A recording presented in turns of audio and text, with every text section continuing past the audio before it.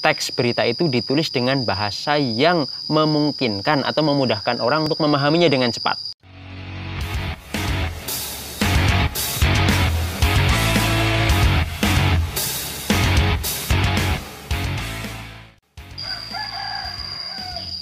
Assalamualaikum warahmatullahi wabarakatuh. Teman-teman semua, kita kembali ketemu di channel YouTube Rahmat Petuguran, tempat kita belajar bahasa, jurnalisme, dan kepenulisan.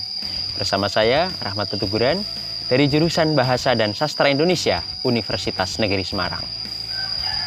Teman-teman, pada kesempatan hari ini, saya ingin mengajak kalian melanjutkan diskusi jurnalistik ya, dengan membahas satu topik lagi yang menurut saya penting banget, yaitu tentang bahasa jurnalistik. Karena bahasa jurnalistik itu ternyata beda dengan ragam bahasa yang lain ya. Bahasa karya ilmiah, bahasa hukum, bahasa sehari-hari, bahasa dinas, dan barangkali bahasa percintaan itu beda juga gitu kan. Nah teman-teman, saat kita mendiskusikan tentang kompetensi wartawan, kita sudah sepakati bahwa kemampuan menggunakan bahasa adalah salah satu kompetensi kunci yang harus dimiliki oleh seorang wartawan. Kenapa? Karena wartawan itu kan menyajikan informasi, menyajikan beritanya dengan bahasa. Jadi kemampuan berbahasa itu sangat penting gitu ya. Dan bahasanya itu bukan bahasa sembarangan, tetapi bahasa khusus yang bernama bahasa jurnalistik.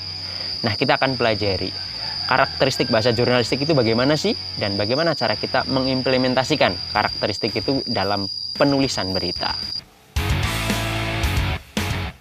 Nah, teman-teman, sebelum kita bicara tentang karakteristik bahasa jurnalistik, ada baiknya kita diskusikan dulu kenapa bahasa jurnalistik memiliki karakteristik berbeda dengan ragam bahasa yang lain.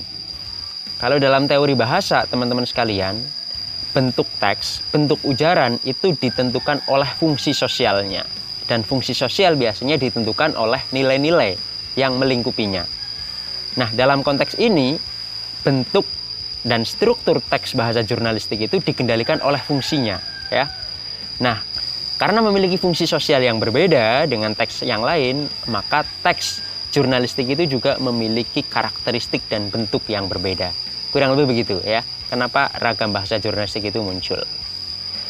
Nah, yang kedua, teman-teman, apa sih kekhasan karakteristik ragam bahasa jurnalistik dibandingkan dengan ragam bahasa yang lain? Sebenarnya kriterianya ada banyak ya, tetapi menurut saya ada 3 kriteria utama yang membuat bahasa jurnalistik itu sangat khas. Ketiga kriteria itu adalah 1. Komunikatif, 2. Demokratis, 3. Kontekstual. Apa sih yang dimaksud dengan komunikatif? Kita perlu ingat lagi ya bahwa fungsi utama teks berita adalah mengabarkan, menyampaikan informasi supaya masyarakat membaca mendapatkan informasi yang dibutuhkannya. Nah, oleh karena itu sebisa mungkin teks berita itu ditulis dengan bahasa yang memungkinkan atau memudahkan orang untuk memahaminya dengan cepat.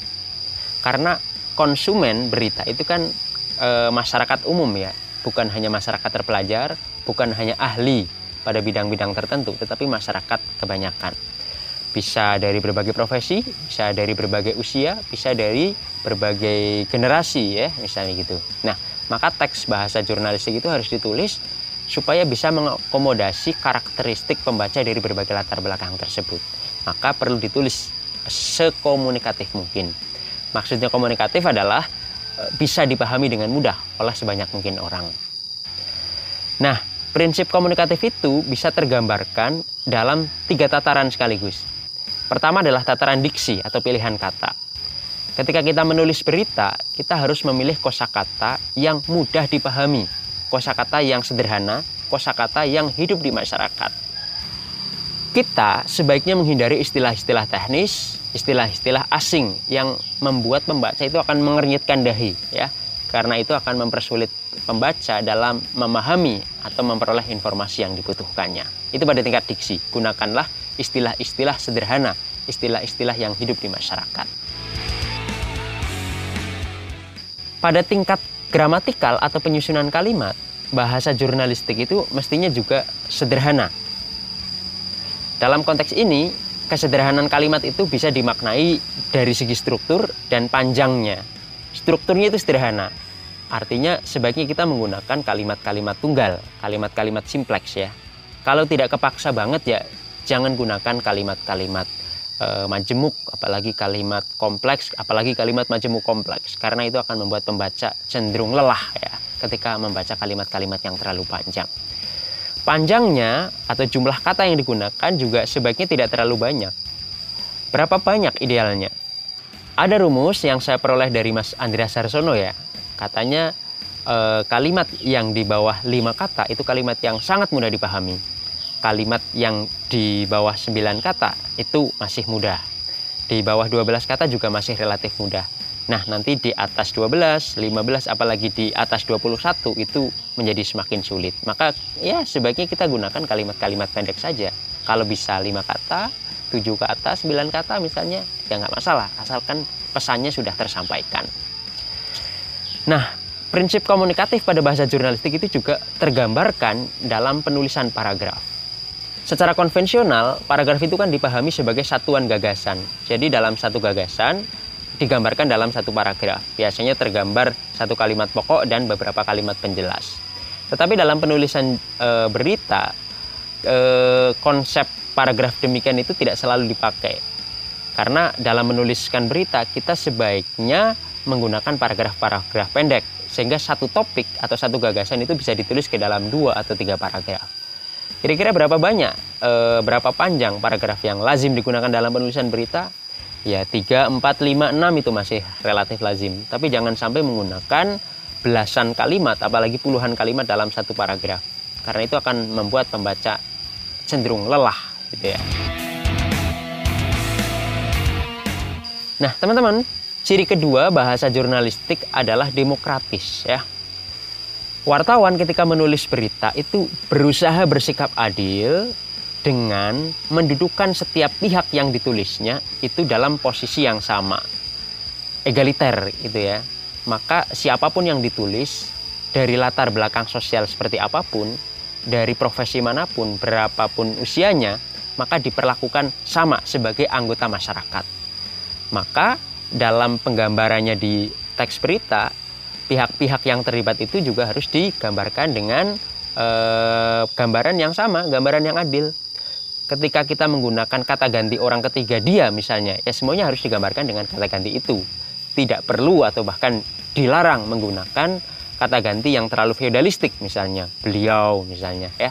Semua orang diposisikan sama sebagai anggota masyarakat. Nah, ciri yang ketiga bahasa jurnalistik itu kontekstual ya. Apa sih maksudnya kontekstual? Kontekstual itu bisa berdimensi waktu dan bisa berdimensi ruang atau tempat. Konteks dalam dimensi waktu itu artinya bahasa yang digunakan oleh masyarakat saat ini itu kan barangkali berbeda dengan bahasa yang digunakan oleh masyarakat di masa lalu, masa lampau. Juga mungkin akan beda dengan bahasa yang digunakan di masyarakat yang akan datang. Nah, ketika kita menuliskan berita, maka kita sebaiknya menggunakan bahasa yang hidup pada masa kini, masyarakat saat ini, masyarakat zaman now dalam pengertian yang luas ya, bukan zaman now hanya sekedar anak muda gitu ya.